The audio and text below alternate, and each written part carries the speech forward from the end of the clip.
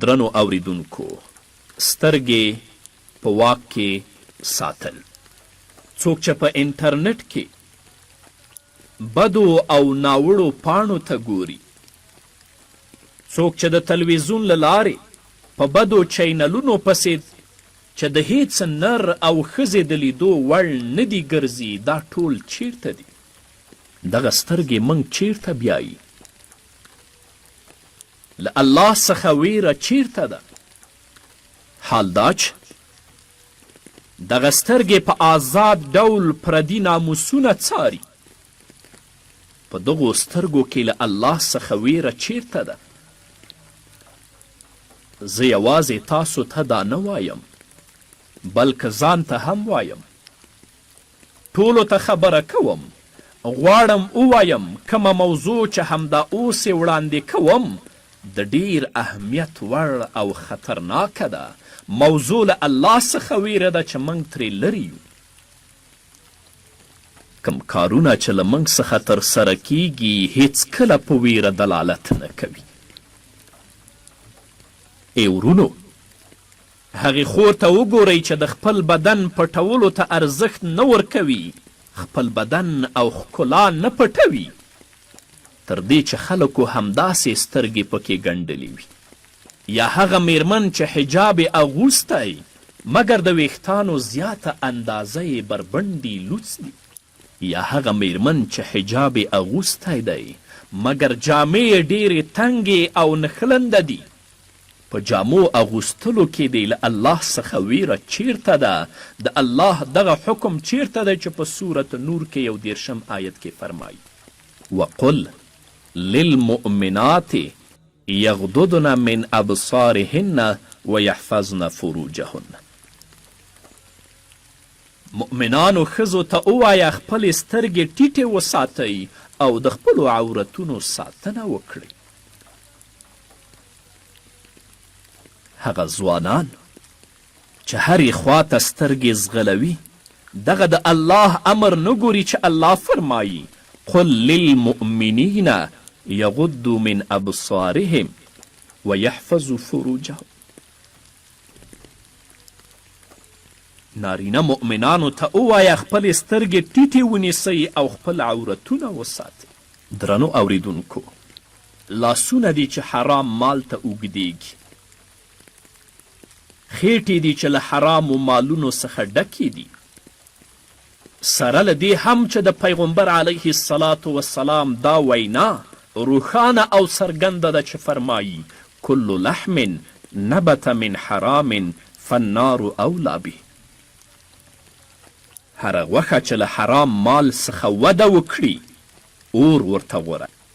هغه خیټې چې له حرامو خوراکونو څخه ډکې دي، هغه خلک چې حرام مال خوري، فلانی او فلانی کار کوي او دغه حرام کار مباح ګڼي، څه ډول کولی شي دغه مړۍ په خپله خیټه کې ځای کړي؟ څه ډول دغه حرام مال په خپلو بچیانو باندې خوري؟ نو له دې ټولو آیتونو څخه وروسته له الله څخه ویره چیرته ده؟ څوک په رشوت اخته دي، څوک په سود اخته دي، څوک په غصب او په غلا اخته دي، د الله ویره چیرته ده؟ له ښځو سره د نارینهو تړاو هغه ستونزې دي چې ټولنه یې نوره ډوبه کړې ده. دې ته حیرانېږم چې ډیری ځوانان په زنا اخته دي.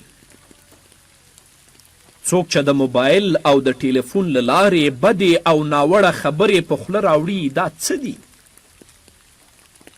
یا هغه ځوان چې یوې پیغلې سره ملګری دی او اړیکه یې د ښځې او د خاوند په څیر ده، دا نو څه شی دی؟ له الله څخه ویره چیرته ده؟ سره له دې چې الله موږ ته فرمایي: ویحذرکم الله نفسه. الله تعالی تاسې د خپل ځان څخه ویروي، تاسو له خپلې نافرمانۍ څخه منع کوي. آیا د دغه آیت په اوریدلو سره له الله څخه ویریږو؟ کله چې دغه آیت اورو زموږ په زړونو باندې څه اغیزه لري؟ په غالب ګمان هیڅ نه کوي او هیڅ تاثیر نه لري. ورکه شوې حیا، کمزورې او بیهوده اراده. قسم په الله چې زه اراده نه لرم تاسو زړه توړن کړم، بلکې په دې سره د هغې ټولنې چې موږ پکې ژوند کوو له شته ناروغیو څخه پرده پورته کوو. اوسپنیزې ارادې چیرته دي؟ د نیکانو او تابعینو په څیر ارادې، د ځوانانو ارادې، میړنتوب چیرته دی؟ د الله لپاره هغه ټول ځواک او توان چیرته دی؟ الله تعالی په سورت مریم کې 12 آیت کې یحیی علیه السلام ته فرمایي یا یحیی خذ الکتاب بقوة وآتیناه الحکم صبیا. ای یحیی کتاب په قوت سره ونیسه، موږ په ماشومتوب کې هغه ته زیرکي ورکړې ده. هغه لمنځونه چې قضا کیږي، هغه عبادتونه چې پرېښودل کیږي، هغه سنتونه چې لږ ترسره کیږي، د تهجد لمونځ چې یوازې کم شمیر ترسره کوي، ان د دیندارو کسانو په زړونو کې له الله څخه ویره کم ځای لري. له تاسو نه پوښتنه کوم هر یوونه، وروستی وار دی چې د الله له ویرې څخه سترګو اوښکې تویې کړې کله و؟ وروستی ځل دی چې په لمانځه کې د الله د نږدېوالي احساس وکړه کله و؟ وروستی ځل دی چې د لارې د تللو په مهال کې د الله د نږدېوالي احساس وکړه کله و؟ په میاشت کې څو وارې دغسې احساس لري؟ هغه قرآن مجیدونه چې په کورونو کې مو په تاخچو کې ایښي دي او د نه تلاوت له امله یې پر مخونو ګردونه او دوړې پرتې دي، آیا د دغسې حالت په لیدلو سره هیڅ غبرګون نه ښکاره کوو؟ هغه مسجدونه چې د سهار له لمانځه څخه تر ماسخوتن لمانځه پورې تش وي، هغه ځوانان چیرته دي چې په مسجد کې لمنځونه کوي؟ که د سهار لمانځه لپاره مسجد ته لاړ شي، ډیر کم شمیر لمونځ کوونکي به ومومئ د ځوانانو شور او شوق او د سړیو ځواک د سهار د لمانځه په ادا کولو کې چیرته دی؟ د الله ویره چیرته ده؟ په حقیقت کې دا ټولې سختې او دردناکې ناروغۍ دي. قسم په الله درنو اوریدونکو، دا ټول یوې خوا، بلې خواته او له دې بد هغه کسان دي چې له الله څخه غافله دي او له الله څخه نه وي. زه دغه ډله له ټولو بده ګڼم. د چا چې ټول درد او غم نه وی او وروستی موډ دی، د وروستۍ سندرې سندرغاړی څوک دی؟ د اسکار د جایزې ګټونکی څوک دی؟ د سږکال غوره نڅاګره ښځه څوک ده؟ یا غوره نڅاګر څوک دی؟ د فوټبال یا د کرکټ لوبغاړی څوک دی؟ او داسې نور. بس ځوانان مو په همدې اخته دي، آخرت او د الله ویره ترې ختمه ده. کله چې دغسې مسائلو کې فکرونه مشغولیږي، ان که دا ټول تا ځان سره مشغول نه کړي، ښایي ووایې اولادونو، جامو او خوراک یې زه مشغوله کړی یم، مګر الله زموږ په ژوند کې کوم ځای لري؟ آیا له دې ټولو خبرو وروسته له الله څخه ویریږو؟ زموږ زړونه د الله له ویرې څخه ډک شوي دي؟ یا دا چې زه په خپلو خبرو کې مبالغه کوم؟ البته امکان لري لږ زیاتوالی مې کړی وي، مګر په واقعیت کې په قرآن کې داسې آیت تر سترګو کیږي چې په هر ځل اوریدلو سره یې انسان دردیږي. الله تعالی په خپل کلام کې په سورت بقره کې 84 آیت کې فرمایي ثم قست قلوبكم من بعد ذلك فهي كالحجارة او اشد قسوه. وروسته له دې ستاسو زړونه سخت شول لکه د ډبرې په څیر، د کاڼي په څیر، یا له ډبرې هم کلک. دغه قرآني تهدید چې له دننه څخه تا لرزوي احساسوي، الله فرمایي وإن من الحجارة لما يتفجر منه الأنهار وإن منها لما يشقق فيخرج منه الماء وإن منها لما يهبط من خشية الله. داسې ډبرې هم شته چې ترې نهرونه بهیږي، داسې ډبرې هم شته چې سوری کیږي او اوبه ترې راوځي، داسې ډبرې او کاڼي هم شته چې د الله له ویرې څخه لاندې لویږي، د غرونو له سره څخه راکولیږي. الله موږ ته وایي چې ډبره له موږ څخه غوره ده، ځکه ډبره حیا لري. حال دا چې زموږ زړونو زنګ نیولی، ډبره د الله له ویرې څخه ټوټه ټوټه کیږي. حال دا چې زموږ زړونه ان د یوې شیبې لپاره هم د الله له ویرې څخه نه لرزېدلي او نه غمیدلي دي، مګر کله چې په مصیبت واوړي هله بیا زړه په لرزه راځي. مګر ډبرې له هغو زړونو څخه غوره دي چې په ټول ژوند کې ان د یوې شیبې لپاره هم د الله له ویرې څخه خشوع او عاجزي نه کوي. الله تعالی په خپل کلام کې په سورة الزمر کې 22 آیت کې فرمایي فویل للقاسیة قلوبهم، افسوس پر هغه چا چې کلک زړونه لري. همدارنګه په سورة حشر کې الله تعالی 21 آیت کې فرمایي لو انزلنا هذا القرآن على جبل لرأيته خاشعا متصدعا من خشية الله وتلك الأمثال نضربها للناس لعلهم يتفكرون. که موږ دا قرآن په کم غره باندې هم نازل کړی وی نو تا به لیدلی وی چې هغه د الله له ویرې څخه ټیټیږي او ټوټه ټوټه کیږي. دغه مثالونه موږ خلکو ته د دې لپاره بیانوو چې پر خپل حالت باندې غور وکړي. درنو اوریدونکو، د دغو زړونو ویره چیرته ده؟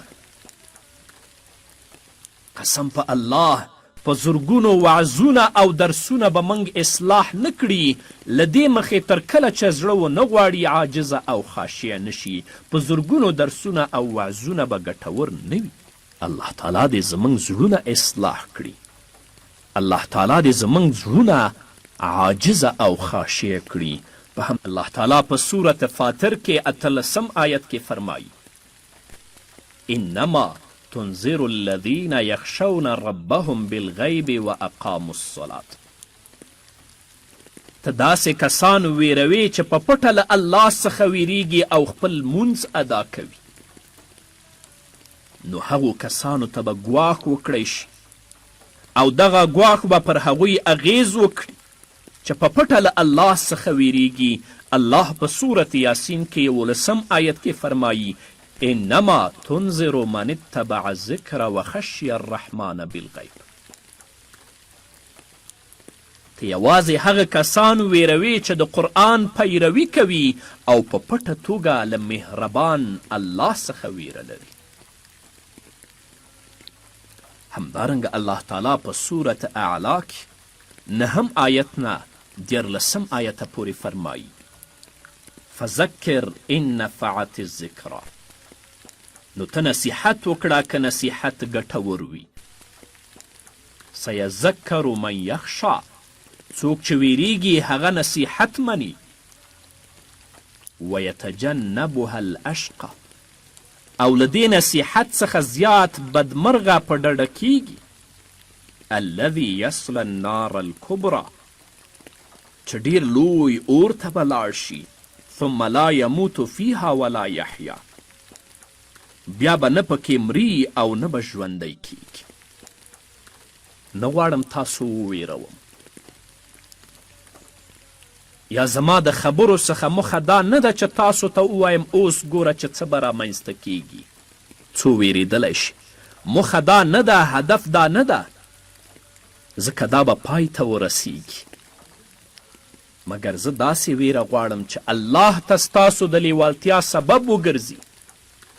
زما د دغو خبرو دلیل د الله دغه حکم دی چې په سورة قاف کې 11 آیت نه 13 آیته پورې فرمایي وازلفت الجنة للمتقین غیر بعید.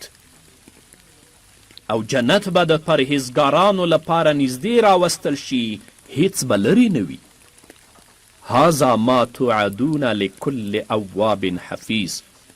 الله به وفرمی دا دی هغه شی چې تاسې سره یې وعده کیدله د هر هغه چا لپاره دی چې ډیر رجوع کوونکی او ډیر د نفس ساتونکی و. من خشی الرحمن بالغیب وجاء بقلب منیب. هغه چې د نالیدلي رحمان څخه ویریده او هغه چې له رجوع کوونکي زړه سره راغلی دی. او په 34 آیت کې الله فرمایي ادخلوها بالسلام ذلک یوم الخلود. جنت ته له سلامتیا سره ننوځئ، هغه ورځ به د ابدي ژوندانه ورځ وي. دا چې سړی په پټه له الله څخه ویریږي څه معنی؟ د دغې جملې د زیرکۍ کچې ته پام وکړئ. الله کولی شول چې داسې ووایي هغه څوک چې په پټه له جبار الله څخه وډار شي، یا څوک چې په پټه له قهار الله څخه وویریږي، یا څوک چې په پټه له ځواکمن الله څخه وډار شي، مګر ویې ویل څوک چې له رحمان الله څخه وډار شي. من خشی الرحمن بالغیب. او رحمان هغه کلمه ده چې په مهربانۍ او رحمت باندې دلالت کوي. نو وی ویل دغه ویریدنه له الله سره ستا په مینه او علاقې پورې تړاو لري. ته له هغه څخه ویریږې ځکه هغه ته درناوی ورکوي. زه نه غواړم چې له دغو خبرو اوریدلو څخه وروسته ویریدلی او ډارېدلی وګرځي. دا یو له مرګ څخه ویریږي، هغه بر له قبر څخه، او هغه بل د حساب او کتاب څخه. دا اشتباه ده. دا زموږ د پام وړ ویره نه ده، بلکې غواړم چې د دغو خبرو له اوریدلو څخه وروسته له الله سره د ډیرې مینې له امله له هغه څخه وویریږي. له خپل مولا سره د ډیر تړون له مخې نشي کولی چې ګناه ترسره کړي، ځکه له هغه څخه ویریږي. زه د داسې کار په لټه او هڅه کې وم چې دغسې ویره په زړونو کې رامنځته کړي، او پوه شوم چې د دې لپاره قرآني او نبوي لار شته، او تل ویره د قیامت له ورځې سره تړلې ګرځوي. دا کار په پوره ډول طبیعي دی. په همدې خاطر زما نننۍ ټولې خبرې د همدې موضوع په اړه دي چې د قیامت ورځ کې فکر وکړئ اوس څه ډول نه ویریږئ.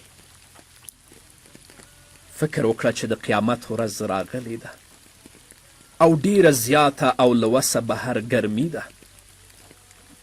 ډیرې خولې، ګڼ خلک، زیاته ګڼه ګوڼه، سوځېدلې ساګانې او لمر نږدې دی. اوس آیا له الله څخه ویریږې که نه؟ مګر د قیامت د ورځې له انځورولو سره سره د الله رحمت هم در یادوم، څو ویره له مهربانۍ سره وتړل شي. الله فرمایي من خشی الرحمن بالغیب. څوک چې په پټه له مهربان الله څخه ویریږي، څو له هغه څخه د ویرې له مخې له هغه سره مینه ولري. هغه کسان چې ټول ژوند یې په رشوت سره تیریږي، هغوی دې ځان ته د قیامت ورځ انځور کړي چې مر راټیټ شوی، سخته ګرمي ده، ساګانې سوځېدلې دي، ګڼه ګوڼه ده. زه د الله په حضور کې درېدلی یم، الله رانه پوښتنه کوي. هغه کسان چې حرام مال خوري، هغه کسان چې د سود کاروبار کوي، هغه کسان چې پردي مالونه او حقونه خوري، پردي جایدادونه غصب کوي، هغوی د قیامت ورځ ځان ته انځور کړي چې لمر راټیټ شوی، په خولو کې ډوب یم، ګڼه ګوڼه د الله مې خپل حضور ته غواړي او الله رانه پوښتنه کوي. بس الله تعالی دې زموږ په حال باندې رحم وکړي. الله دې خپلې ویرې ته زموږ په زړونو کې ځای ورکړي. چې د الله ویره زموږ په زړونو کې ځای ونیسي، بیا به هیڅکله ګناه ترسره نه کړو. نن چې په ګناهونو اخته یو له الله څخه نه. الله تعالی دې په موږ ټولو رحم وکړي. رب دې د خپلو احکامو او اوامرو موږ پابند وګرځوي. الله دې موږ ته توفیق د نیکو اعمالو راکړي او رب مو دې له بدو کارونو څخه وساتي. په همدې هیله قدرمنو اوریدونکو، نور بم اورو خو په بلې خپرونه کې. نو دا وه زموږ د نن ورځې خپرونه چې ستاسو درانه حضور ته وړاندې شوه. تر بلې خپرونې پورې چې زه بیا هم ستاسو درانه حضور ته راځم، تاسو ټول په لوی او بخښونکي الله سپارم. پاتې ژوند مو نیکمرغه، ښاد، بریالي او کامیاب اوسئ.